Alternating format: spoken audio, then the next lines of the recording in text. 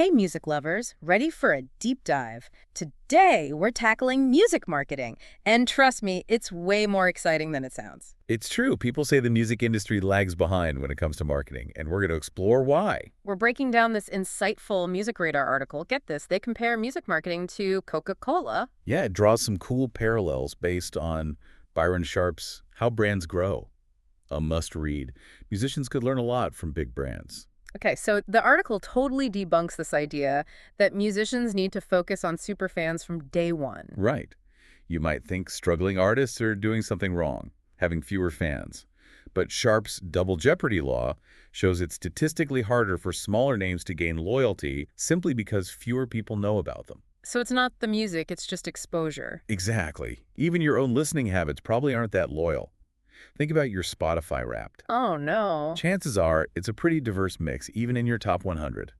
We explore, listen to different things based on our mood. So my Indie Bangers playlist is a lie. My identity is shattered. But seriously, it makes sense. We all listen to different stuff, even if we have our favorites. Totally. And this is huge for musicians, especially new ones. So should new artists ignore their early fans? Is it all about the numbers? Not ignoring, think of it like this. You baked an amazing cake, but only your family has tried it. Don't you want to share it with the world? Get it in front of new people, then worry about who wants seconds. Okay, I like the cake analogy. So early on, it's about getting heard by as many people as possible, even if it's a quick listen. Exactly. This leads us to the light buyer and how even Coca-Cola needs them. Okay, the light buyer. Tell me more. I'm imagining someone who has a Coke once a year. How does that help a giant company? Well, the article has this chart, you can find it in the show notes, and it shows how many people buy a Coke maybe once or twice a year. It seems small, but they make up a huge chunk of Coca-Cola's sales. Seriously. So Coca-Cola's success isn't just about the diehards. It's about reaching everyone who might enjoy a Coke. Exactly. It's about penetration, reaching as many as possible. And this applies to music, too. So is Taylor Swift like the Coca-Cola of music? Does she rely on casual listeners? Think of it that way, yeah. Her success isn't just the Swifties. It's millions who might stream a song or two. That's penetration, getting your music out there, even if people only engage a little. Wow, that's interesting. But doesn't this contradict everything we hear about targeted marketing? Finding your niche audience? That's where things get tricky. The article says niche targeting might be less effective than going broad, especially for new artists. Okay, I'm listening. Why would focusing on a niche be less effective? Well, research shows even people into specific genres listen to a variety of music. You probably have favorite genres, but do you only listen to them? Definitely not. My taste is all over the place. One minute it's metal, the next it's jazz. Depends on my mood. Exactly. Most people are like that. So if you're a musician, don't box yourself in.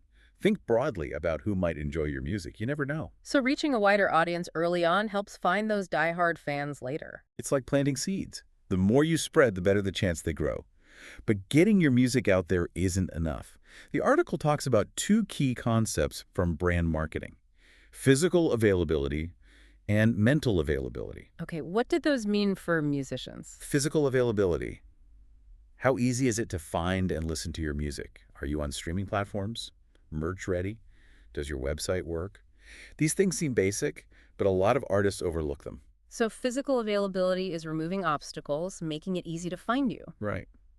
Then there's mental availability. This is making your music memorable. Think catchy hooks, lyrics that resonate, associating your music with certain moods. Even a consistent online presence matters. So when someone's scrolling through Spotify, your music pops into their head. Exactly. It's about how people engage with music and making sure you're part of it. I never thought of it like that, but it makes sense. We all curate soundtracks for our lives, right? And that's where musicians need to be smart. Yeah. It's not just about the music. It's about understanding how people use it. Okay, so physical availability, easy to find. Mental availability, easy to remember. There's a lot more to this, right? Absolutely. And in part 2, we'll go deeper, looking at examples of strategies musicians can use to boost their visibility and stand out. I'm ready for more. I already have tons of ideas. See you in part 2. Welcome back to our music marketing deep dive. We're picking up where we left off with this Music Radar article that's really making us think differently. It's about shifting away from that die-hard fan focus and realizing even casual listeners Those light buyers matter. Like how Coca-Cola isn't just selling to people who drink it daily. Exactly. And we talked about physical and mental availability. Physical availability, making your music easy to find. But mental availability, that's the interesting one. It's about being memorable. Sticking in people's heads. Think about those iconic brands we all know. Okay, like the golden arches, the swoosh, they definitely stick. How's that music, though? Do I need a jingle? Not exactly a jingle, but think about it. Strong visuals, memorable slogans, they always reinforce certain feelings. Right, Coca-Cola is happiness. Nike is athletic achievement. How does a musician do that? Crafting a unique identity, a distinct logo, consistent colors and fonts. All that creates a recognizable image. So it's not just the music, it's the whole package. Exactly.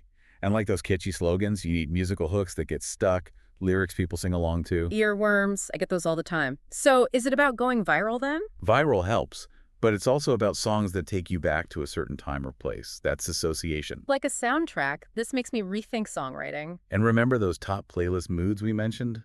Think about tapping into those. Is your song for relaxing? Make sure your marketing reflects that. So like strategizing the vibe, matching how people use music. You got it. People are curating soundtracks for their lives. Make sure your music is in the mix. Okay, it's all coming together. It's not just about the music, it's how you present it. And we haven't even talked about advertising yet. That could be tricky for musicians. Budgets are tight. When I hear advertising, I think billboards and radio. That's expensive. You don't need those. Think social media, a consistent online presence, interacting with followers, sharing behind-the-scenes stuff. It's all advertising. Creating a buzz, but organically. And you don't always need new content. Resurface old songs, photos, videos, especially good for new followers. Stay on top of mind, keeping your name out there. There are tools too. Schedule posts, targeted ads. Being strategic, working smarter. This article is refreshing because it's not all algorithms and playlists. It's about the human side of music marketing. Because music is about connecting with people, right? Absolutely. Building relationships, a sense of community. This is so eye-opening. I'm already thinking about my own music. Remember, there's no one right way. Experiment, find what works, and be true to your art. We covered a lot. Debunking the loyalty myth, branding, social media. What's one key takeaway musicians should remember? There's a Byron Sharp quote, "Consistency is key." It's not about overnight success. It's showing up, building connections, making your music easy to find. A marathon, not a sprint. I like that. Consistency, connection, accessibility. But what about the listeners? Where do they fit in? Great question. We'll explore that in part 3. We'll see how these insights change how we discover and experience music. I'm ready. See you there. Welcome back. So we've spent the last 2 parts of this deep dive looking at music marketing from the artist's perspective, all thanks to this Music Radar article. Yeah, we've challenged some ideas like focusing only on diehard fans. Yeah. And we talk about how important those casual listeners are, the light buyers. Right, like even Coca-Cola needs them. Exactly. But now let's shift gears a bit. Let's talk about the listener, you. Okay, so how do we fit into all of this? Well, it makes you think about how we discover music.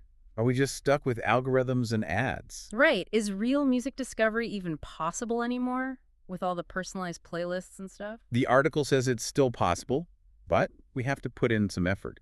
Be open to new sounds, go beyond our usual stuff. So how do we break free from the algorithm?